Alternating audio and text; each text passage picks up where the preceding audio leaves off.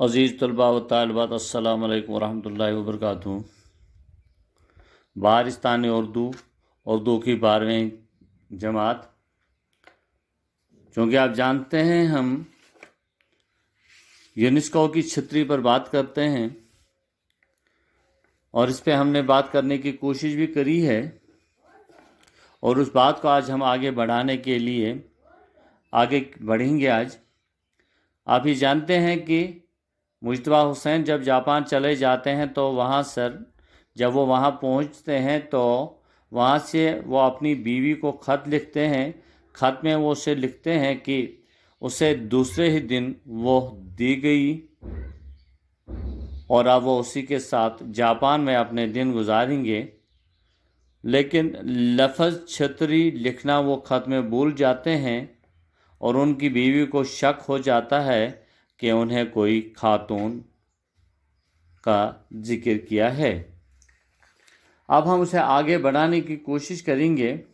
یہاں تک ہم جان گئے ہیں کہ کانفرنس روم میں جب زلزلے کا جھٹکا آتا ہے اور مصنف ڈر کے مارے چھتری کو چھوڑ کر وہاں سے بھاگنے لگتا ہے، لیکن ایک جاپانی انہیں پکار کر کہتا ہے کہ زلزلوں کے وقت یہاں چھتری چھوڑ کر بھاگ جانا منع ہے۔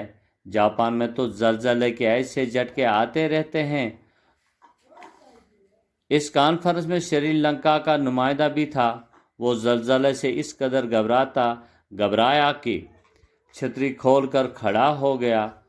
زلزلہ تھمنے کے بعد مصنف مس جو سے کہتا ہے کہ ہمیں زمینی بلائیوں سے بچنے کے لیے ایک چھتری دی جانی چاہیے، کیونکہ ہمیں زمینی بلاؤں سے ڈر لگتا ہے اور آسمانی بلاؤں کے تو ہم عادی ہیں۔ مس جو اس بات پر مسکرا کر چلی جاتی ہے۔ سری لنکا کے جیاکوڈی اپنے بچوں کو یاد کرتے ہیں۔ وہ زلزلوں کا مقابلہ نہیں کر سکتا، اس لیے وہ کل ہی گھر چلا جاتا ہے۔ جاپان میں یونیسکو کی چھتری کی وجہ سے مجتبیٰ حسین وہاں کا کوئی جگہ سکون سے نہ دیکھ سکے، کیونکہ وہ جہاں بھی جاتے تھے چھتری وہاں بھول جاتے ہیں۔ ہمارے یہاں تو چھتریوں کا تو اتنا چلن نہیں ہے، تو اتفاقاً اور یہ ہمارے اس وراثت میں بھی ہے کہ چھتری ہم زیادہ استعمال یہاں پر نہیں کرتے ہیں، لیکن جاپان میں بارش کب آئے کب برسے اس کا کوئی بھروسہ نہیں ہوتا، اس لیے وہاں پہ چھتری جو ہے سب اپنے پاس رکھتے ہیں۔ چونکہ جہاں جہاں بھی یہ جاتے تھے تو وہاں پر وہ چھتری اپنی بھول جاتے تھے اور انہیں چھتری لانے کے لیے اس جگہ پر پھر دوبارہ جانا پڑتا تھا۔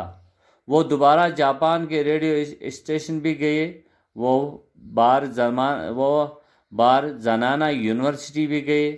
اس پر تھائی لینڈ کی مس پرینیا نے کہا کہ وہ جان بوجھ کر زنانہ یونیورسٹی میں اپنی چھتری بھول کر آئے ہیں تاکہ مجتبیٰ حسین کو وہاں پہ دوبارہ جانے کا موقع مل سکے۔ لیکن مصنف جب زنانہ یونیورسٹی میں چھتری لانے کے لیے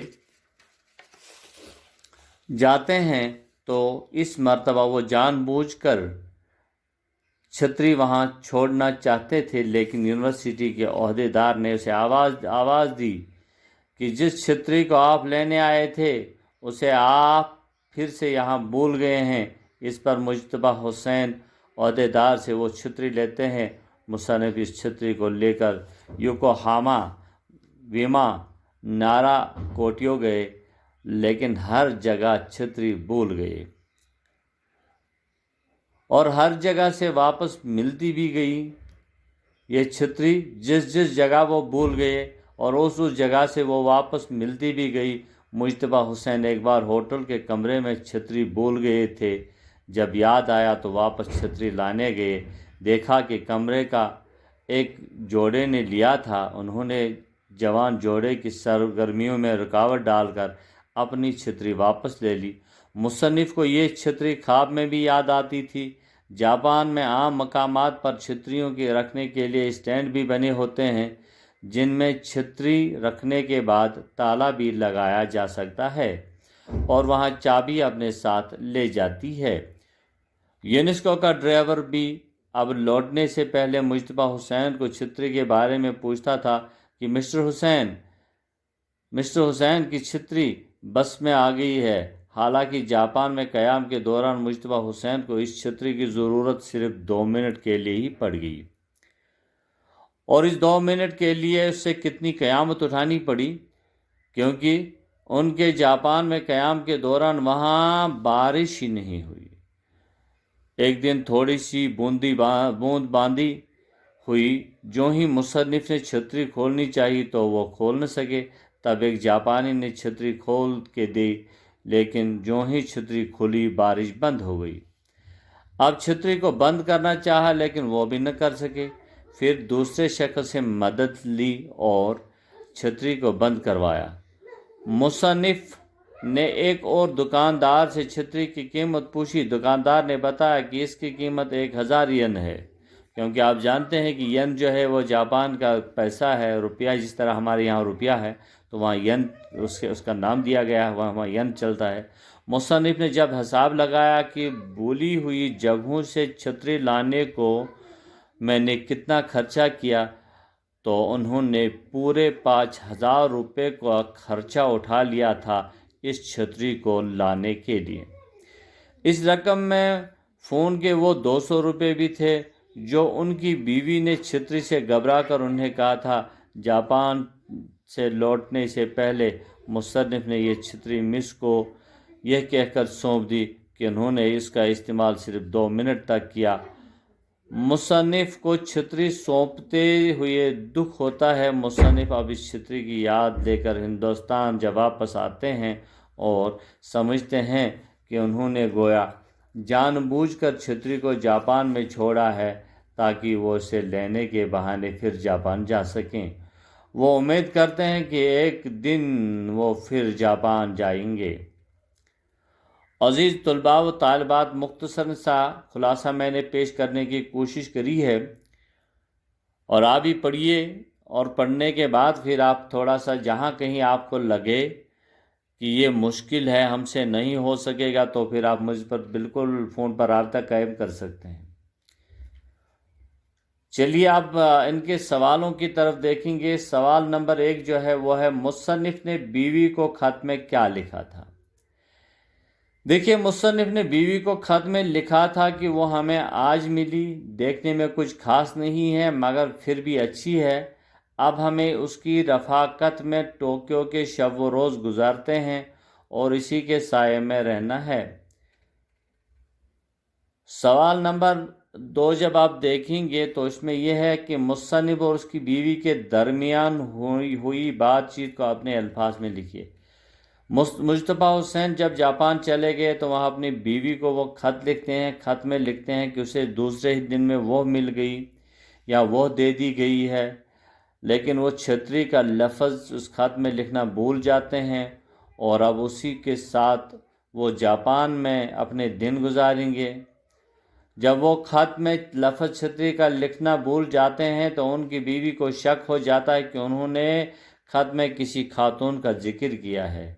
ہندوستانی وقت کے مطابق اس کی بیوی رات کے 10 بجے مجتبیٰ حسین کو فون کرتی ہے، جبکہ جاپان میں اس وقت رات کے 1:30 بجے ہوتے ہیں۔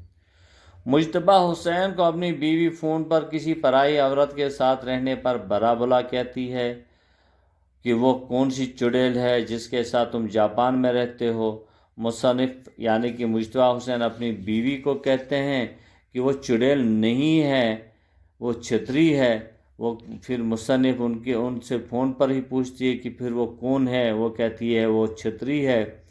تو کہتے ہیں چھتری بوڑھی ہے یا چھوٹی، اس کی عمر کیا ہے؟ وہ کہتی ہے چھتریوں کی عمر نہیں ہوتی ہے۔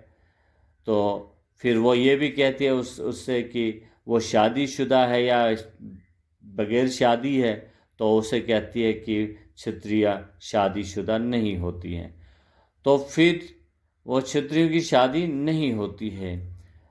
تو بتاؤ، بیوی کہتی ہے کہ بتاؤ اس کی عمر کیا ہے؟ مصنف اسے جواب دیتا ہے کہ وہ بہت پرانی ہے۔ تو بیوی اسے برا بلا کہتی ہے کہ مرد کی ذات ایسی ہوتی ہے۔ عزیز طلباء و طالبات، تو آگے بڑھنے سے پہلے بس یہیں پر اکتفا کریں گے۔ کل پھر ہم آپ سے مخاطب ہوں گے، تب تک کے لیے اللہ حافظ۔